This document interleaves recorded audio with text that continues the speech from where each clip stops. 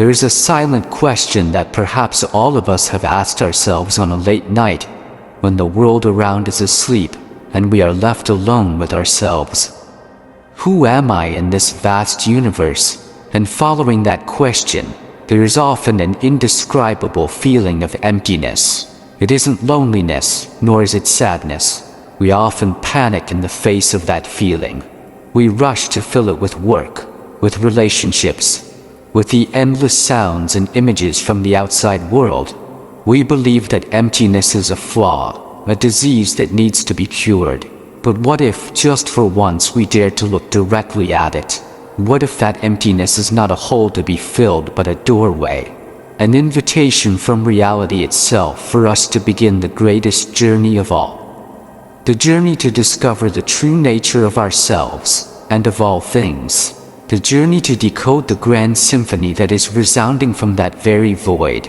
A symphony of emptiness, an emptiness that is void yet full of potential, from which all things arise. Like many others, my first step on this journey was accumulation. I accumulated knowledge. I read about no self, anatta in Buddhism, about the Tao of Lao Tzu, about Brahman in Hinduism. I contemplated the ideas of Carl Jung on the collective unconscious, of existential philosophers on the absurdity of human existence. I believed I understood the concepts: emptiness, impermanence, the self, true mind. Understanding these concepts made me believe I was awakened. But I was wrong. That understanding only created a new I, a more sophisticated ego. An ego that cloaked itself in the robes of a spiritual seeker. It no longer desired money or fame, but it desired enlightenment. It observed and judged itself relentlessly. Is my mind calm enough? Have I seen emptiness yet? Why do wandering thoughts still arise? The search for freedom had ironically become a new prison.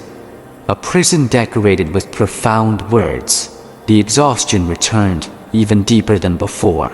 I was tired of my own efforts. I realized I didn't truly want to let go of the ego. I just wanted to decorate it more beautifully. I wanted to transform it from a common caterpillar into a brilliant, enlightened butterfly. But the essence was still a separate individual, trying to become special. I didn't understand that the problem wasn't whether the caterpillar was ugly or the butterfly was beautiful. The problem was that from the very beginning, there was never a caterpillar or a butterfly separate from the rest of the garden. And then, at the peak of my exhaustion from these internal struggles, I found unexpected solace from a field that seemed the most rigid. Quantum physics. Science, in the language of equations and experiments, was telling the exact same story that the ancient sages had told. It began by shattering our biggest illusion, the illusion of solidity. Everything you are seeing, touching, the wall, your body, the screen you're looking at, is not solid at all. If we had a microscope powerful enough to magnify any object trillions of times, we wouldn't see a solid block. Instead, we would see a vast empty space in which subatomic particles like electrons are swirling at dizzying speeds. 99.99% of an atom is empty space. That means 99.999% of your body of this world is empty space. The solidity we perceive is just an illusion created by the interaction of electromagnetic fields, a vibration of energy. Nikola Tesla once said, "If you want to find the secrets of the universe, think in terms of energy, frequency, and vibration." All things, in essence, are pieces of music. Each thing has its own vibrational frequency. A stone vibrates at a very slow frequency, creating a sense of density and inertness. A ray of light vibrates at an extremely high frequency. Our thoughts and emotions are also vibrations. When you feel love, you are vibrating at a high and harmonious frequency. When you are angry, you are creating a low and chaotic frequency. The I that I was trying to perfect was, in reality, just a complex symphony of countless vibrational frequencies, of memories, beliefs, habits, emotions. It is not an entity but a process. It is not a noun but a verb. The feeling of emptiness I once feared turned out to be the most obvious scientific truth about my own nature. This discovery was only the beginning. The deeper scientists dived into the quantum world. The stranger the truths they uncovered, challenging all conventional logic. One of the most shocking was the observer effect. In experiments, it was found that fundamental particles like electrons exist in a strange state.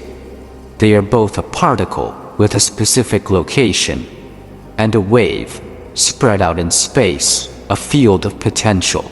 They exist as a cloud of probability until someone observes them.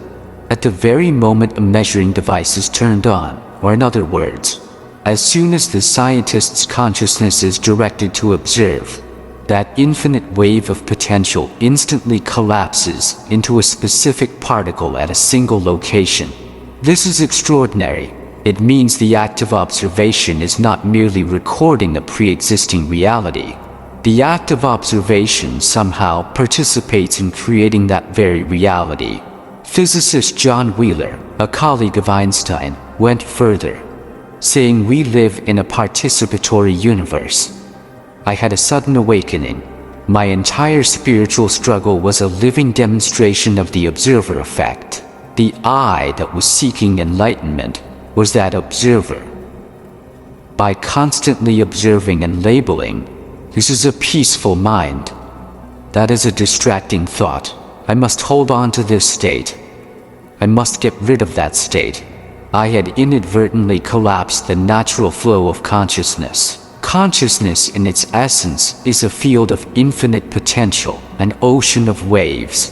But I, with the will of the observer, tried to catch those waves, to freeze them into conceptual blocks of ice, and then tried to hold them in my hands. And of course they melted. My suffering did not come from the waves, but from the hopeless effort to grasp them. The profound experience of stillness I once had, it turned out, was simply the moment the observer in me temporarily grew tired and disappeared. When there was no one trying to measure, no one judging, the ocean of consciousness was free to be itself in its inherent wholeness. If the observer effect shows the link between consciousness and matter, then another, even stranger phenomenon completely shatters our notions of space and separation. It's called quantum entanglement. When two particles are created from the same source, they share an invisible and instantaneous connection. If you measure a property of one particle, for example, its spin, the other particle, even if it's halfway across the Earth or in another galaxy, will instantly assume the opposite property.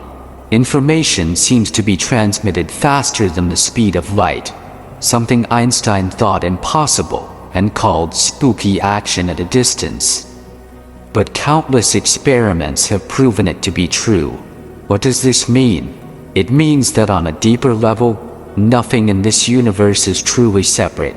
The concepts of here and there become meaningless. Everything, no matter how individual it seems, is actually connected in an invisible network. This is the scientific interpretation of the Buddhist concept of dependent origination, pratyasamutpada. The Buddha taught that no single thing can arise and exist on its own. A sheet of paper contains within it the cloud, the sunshine, the lumberjack, the factory. If you remove any of these elements, the paper ceases to exist. Its existence is an interdependence. Quantum entanglement is dependent origination at the subatomic level. The entire universe is a single body, a giant Indra's net in which each jewel at each intersection reflects the image of all other jewels. The individual I we perceive, with its physical and psychological boundaries, is merely an illusion. We are not a drop in the ocean. We are the entire ocean in a drop. When I truly felt this, the wall separating me and the world began to crack. The pain of others was no longer theirs alone. The joy of all beings was also my joy. compassion was no longer a virtue to be practiced, but became a natural consequence of understanding. The inevitable question arises: if reality is a unified field, and consciousness plays a role in shaping it, then where does consciousness come from? Mainstream science often suggests that consciousness is merely a byproduct of complex electrochemical reactions within the 1.4 key of matter called the brain. But this view is revealing more and more flaws. It cannot explain near-death experiences, past life memories, or simply the hard problem: why can physical processes produce a subjective experience like the color red or the taste of sweetness? A new, bolder hypothesis is gradually being accepted by many pioneering scientists. The brain does not create consciousness.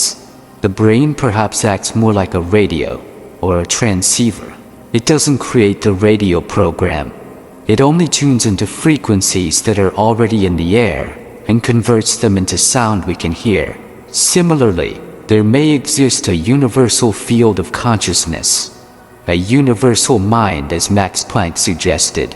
Each individual's brain, with its unique structure, tunes into and filters this field of consciousness, creating what we call personal consciousness. This explains why Carl Jung could discover the collective unconscious, a shared repository of symbols and archetypes that all of humanity shares. It also explains why in meditation, when the mind quiets down and brain activity changes, we can experience a feeling of unity with all things. It's not a hallucination. It might be the moment our radio temporarily stops broadcasting its personal channel and tunes into the frequency of the universe itself. We are adjusting our receiver to realize that the grand symphony has always been playing. We were just too busy with the noise from our I channel. And then, with all these understandings, the moment I both feared and longed for finally arrived. It didn't come during a formal meditation session, nor after reading a profound scripture. It came on a normal afternoon while I was washing a bowl. No thought, no purpose, only the warm running water, the smooth feeling of the ceramic, and the sound of the water flowing. Suddenly the observer disappeared. There was no one washing the bowl. There was no bowl being washed. There was only the act of washing happening by itself. The boundary between my hand, the water, and the bowl dissolved. Everything merged into a single field of awareness, unusually vibrant and luminous. There was no center to which everything was referred. Sound didn't enter the ears. It was simply part of the all-encompassing silence. Light didn't strike the eyes. It was the very presence of seeing. In that timeless moment, I understood that emptiness is not a dead void. It is an emptiness brimming with potential, the background for all manifestation. It is like the silence necessary for music to arise. It is the void of space that allows galaxies to dance. It is the blank page upon which the story of life can be written. As soon as the thought, "This is it, arose, the fog of concepts immediately returned. The observer was reborn, and the experience was once again split into I and what I experienced. But it no longer mattered. Because the seed had been planted, I knew that another reality existed, right beneath the surface of concepts and stories. It is not something to be attained, because it is already here. It only reveals itself when we stop seeking, when we let go of all effort to become someone other than who we already are. My life after that didn't turn into a fairy tale. I still had bills to pay, relationships to nurture, and the full spectrum of emotions that came to visit. But there was a fundamental, irreversible shift.